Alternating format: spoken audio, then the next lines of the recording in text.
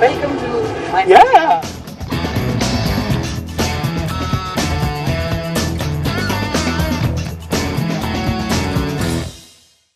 Priyanka Chopra, this is so cool. We're here in New York on location. I'm so happy you could actually come here. Always a pleasure. You're shooting Quantico, of course. I think I should really start by asking you, Priyanka, did you know maybe 4 or 5 years ago when you were making films like Barfi, Saath Khoon Maaf, Agnipath, did you have any idea that this is what it was all leading up to? No, not at all. It was not even something that I was aiming for. It's not like, मैं flag like उठा के आ रही थी कि मैं America जाके एक झंडा गाड़ूंगी. That was never the plan. I was just doing music. And I used to fly in and out of America all the time. And I'm a fan of music, so I was doing that. It was like my hobby. And while I was doing that, I ended up meeting a few people who told me that I should work here because I'm an easy fit in as an international star.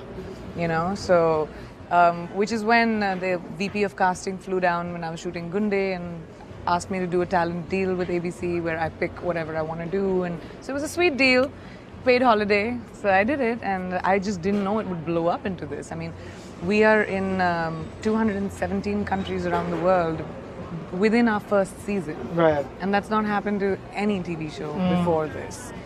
So it's amazing. It's only been 2 years since you've been actively working in America, but 1 year since my show debuted. 1 year since the show debuted, and 2 years since you kind of came here and started filming, maybe. No, I started filming last year, like maybe 1 year, 4 months. Chal. Okay. Because TV, and it you airs. made a really big impact, from headlining a network series, presenting at the Oscars, the Emmys, the Time cover, landing Baywatch. Does it all feel like a blur, or are you able to savor it because it's hard-earned? I've given up my life to achieve what I achieve. I don't meet my family, I don't meet my friends, I don't sleep, I'm unwell, unhealthy. I remember meeting you on a flight a year and a half ago when you were flying into India for a day. 12 hours. 12 hours to shoot Bajirao. Yeah. So I've sacrificed a lot to be here. So it's to me not that ye to ho gaya. I've given up a lot to be able to achieve this, because to me, I was not privileged. I didn't come into the business with friends or a famous dad or I'm not. I mean, making light of the people who do. Right. But like for me, opportunities and achievements were everything that I had to claw myself through. I'm also not the kind of person who asks for help or favors. It's not my nature. So it was very important for me because I had to get the job on merit. So I had to have enough merit to be able to get the job. So मैंने अपने हुनर पे काम किया. But I also was willing to, I'm a young girl. I was willing to just say I want to make a legacy over having a fun life in my youth, which is a very difficult choice when you're a young person. And my mom always says that to me, that you've worked through your whole life. I wish that when you do start a family or have a life, it's happy and you find someone who makes you laugh, because you only work. I mean, do you think about that? Do you feel like you will be able to disconnect when you decide to finally do those things? No, because then I'll be with a guy who appreciates me for that, I'll work on my own terms, which I still do. But it's just that I work every single day right now.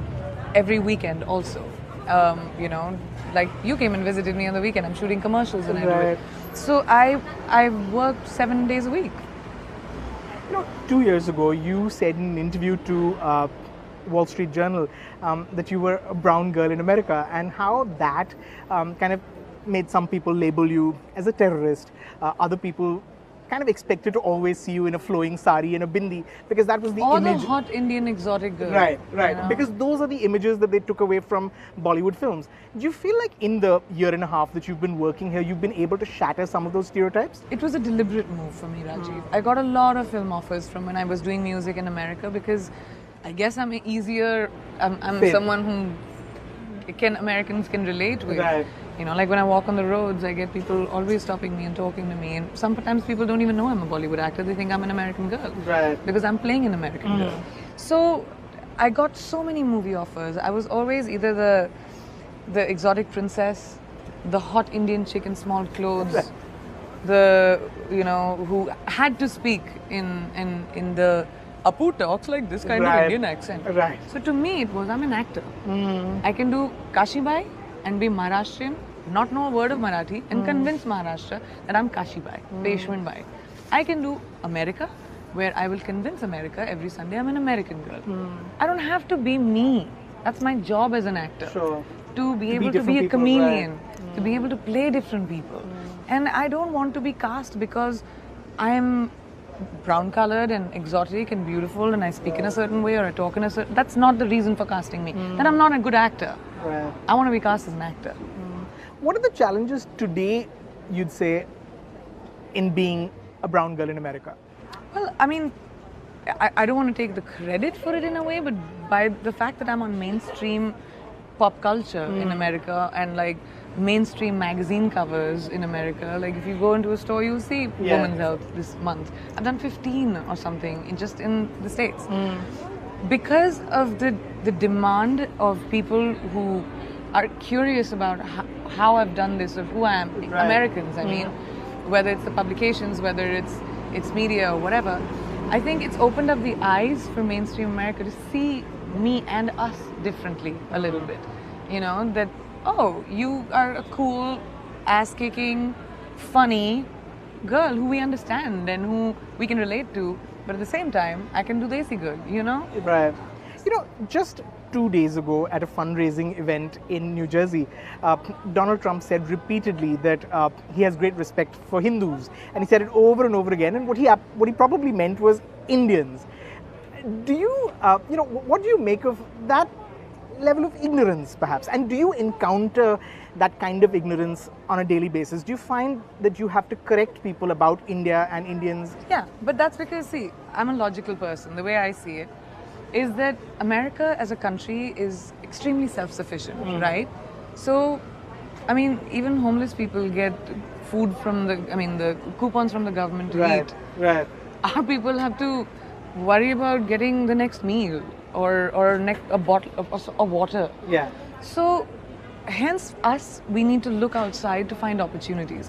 America's self-sufficient, so they don't look outside for opportunities, hence the ignorance. So I don't see it from a arrogant, like I try to understand it. And yes, I make corrections, but I don't do it from I don't get offended by it. Sure. I educate. And I prefer that. And people understand. So now they don't make the mistakes. The next time when they meet me, they don't make that mistake. Like I've done interviews where I've corrected, people who are asking me questions. And the next time when they interview me, they remember it. Right. You know? Right. Now, even though you haven't acted in a Hindi movie since Bajirao Mastani, Which was last year. It's only been a year. 2 years I ago can since you shot it. I can count a lot of No, don't try and make this into something. It's been a December while. last year. We're not even in December 1 year after that. And I had Ganga Jal, which released March Right, this year. right. Didn't do well, but it existed. Right. So, Even though how it's many been a while. No, how many actors in India haven't done films for like 3 years, 4 years? Yeah, but that's because films get delayed. No, so what I want to say here is that even though you haven't made a Hindi movie in a while now, you've been very active producing. Yes. The first film was a Bhojpuri film. The Marathi film Ventilator is now ready for release. I know your mom's supervising, but I know that you're closely involved Oh my in... God, like a hawk. Right. You're sifting through scripts. There's Always. Hindi projects that you're Yeah. up. Why was it important to produce? I'm a storyteller, and I'm not someone who restricts myself to one thing, ever. I've never been that person. Maybe I have ADD, but I want to be able to do everything. Why can't we do everything? Sure. And especially women, we're great at multitasking. So I want to produce. I want to have a business. I'm producing here. I'm going to produce in India, Hindi films, regional films. I want to be able to act in them. Maybe not. There's so many things that I can do, which I want to be able to explore. You've said very vehemently that you don't want to have a career in America at the cost of your Hindi film career. Is that easier said than done? It's hard, right? See, for me, I want to be just an actor, which will go where my instincts and my life takes me. Sure. So I am logically doing a 22 episode, 1 hour drama, Right. which takes 8 months of my year right now. Season 2. So I have only about 3 or 4 months to do something. So now, which film that'll be, I can't decide. May the best script win. Right. You know, right now everyone's developing various things. India's developing for me, a few directors are. America's developing a few. There are a few interesting opportunities. But I just, because I'll do only one next year, I want it to be the right one. So I have the pressure of, who am I going to say no to? Because they're all, like, these are subjects I have been curated, that have come from me and being written for me, you know. So I'm in that predicament at the moment. Summer next year, of course, you'll be in Baywatch. Yeah. You play the antagonist in that film. Now, you know, typically I would ask you, do you worry about stereotyping? But you did that in Bollywood and you didn't get stereotyped. Etras. And you did it early on in your career when you did It was Etras. like my 4th or 5th film. What was the experience of being antagonist to Dwayne Johnson and Zac Efron shooting Baywatch? It was- We grew up on that, right? I mean, you We love probably it. did. Yeah, That's yeah. what I told Seth. You know, when the script was coming to me, I was like, I just want to read it to see that you're not screwing up my childhood memories. Right. So don't screw it up. But it's the funniest film. I mean, it's hysterical. It's a comedy. And the sweetest thing that happened in this, which I should tell you, is Dwayne and I do this one scene where I'm mean to him, okay? Like patronizingly mean, like, honey, go do something, go. Like, you know, to Dwayne Johnson. Yeah, yeah. So when we did that first scene, he comes up to me and he says, I've never had an antagonist opposite me who I haven't been able to crush. Right. You're a girl and you're mean. I don't know what to do in this scene. I was like, that's it. Let's use that. It's great. He's like, yeah, great for you. But it was so sweet to have him come up and say, he's like, I'm so thrown off because you're like a mean person. It was so cute. Home for now is New York. A plane. Everyone asks me to commit to plane. New York, but my home will always be Mumbai. I'm working in New York right now. Did you get homesick? Do you miss Mumbai? Terribly. Oh my God, terribly. I have days on set where I'm just like grouchy and grumpy and people are like, what happened? And I'm just like, you know, I don't know what it is about it. I miss speaking in Hindi. Right. Things I never appreciated, which I still do. I mean, my staff is here with me, so we give each other company by speaking in Hindi to each other. But I miss like my friends, I don't know, I miss familiarity, which I have here. I have a wonderful world here, wonderful friends, a mirror image of a team here. My colleagues are great. I mean, people know me when I'm on the road. So it's not like I'm uncomfortable. Right. But the familiarity of home is just that I miss. You don't get to sing and dance on set. I just said that 3 days ago to my director. I was watching I think it was Katrina's Kala Chashma or something I was watching. And I was like, yaar, ye badi tragedy ho gayi. Mere ko na gana karna hai. Please, yaar. So I've been having like, I had a screening party in my house, Hindi music full on, and my friends, by the end of it, Converted them? I convert everybody, by the way. They have to like in my call sheet, if my time is at 7, I come at 7:15. Now my first AD knows she'll always come 15-20 minutes late, forget it. So like that, I'm having a Diwali party in my house right now, full like light lit up, and so it's going to be a Hindi music DJ. It'll be fun. You've been मैं here. brass निकालती हूँ perform करके. You've been here in the US as the presidential campaign has been heating up. Now, of course, we know that America is in the last leg. As you're probably aware, the nature of the discourse when it comes to women has been vicious and quite toxic. You know, this campaign has seen sexism against Hillary Clinton, comments about women, their bodies, their ambitions. Every time a woman has spoken up, you know, she's been judged for the way she looks. As an outsider and as a woman, maybe two different questions. As an outsider or as a woman, how do you view this? See, for me, who wins this presidential election is going to affect the world. And I'm very curious to see what America decides, because it's a reflection of them, of who they are, because you are voting for the leader of your nation. And to me, it's fairly obvious what the choice should be. But I think a lot of interesting things have been brought up in this election, which we should talk about as a woman, as an outsider, what it means when people travel across borders, what it means when you're in a completely different country and how you're treated or how you're looked at or how you're... I mean, I was an immigrant when I lived here before, and now I am an outsider who's working here. And how I am treated, maybe because I come from a position of privilege in a certain way because I'm also a public person. But when I was in school, it wasn't the same. Right. What is the outlook of people? So those are the debates that have started, which I think is an interesting thing, especially about women. Right. You know, and women, people for the longest time have always seen us as another class, you know, whereas we're so much more than that. We are, okay, yeah, dispositions physically are different. So yeah, maybe we can't do everything the way brute strength that men can do or whatever, but opportunities need to be equal. Then if I can't live up to what a man does, is that's my fault. Sure. But I need to be given that opportunity. I need to be judged for my merit. And the biggest fight of feminism, and it's seen as such a bad thing nowadays, but feminism is just women saying, we don't hate men, we don't want to kill men, we don't want a world full of only women. No, we just want to not be judged for our choices. Just like you're not judged. A woman shouldn't do this, she shouldn't talk like this, she shouldn't be wearing this. Why is she doing? Those are the things we're saying. When you're laughing at a vulgar joke with a guy, if you're laughing at a vulgar joke with a girl, you'll be like, why is she Holding back, yeah. What's the double standard? You know?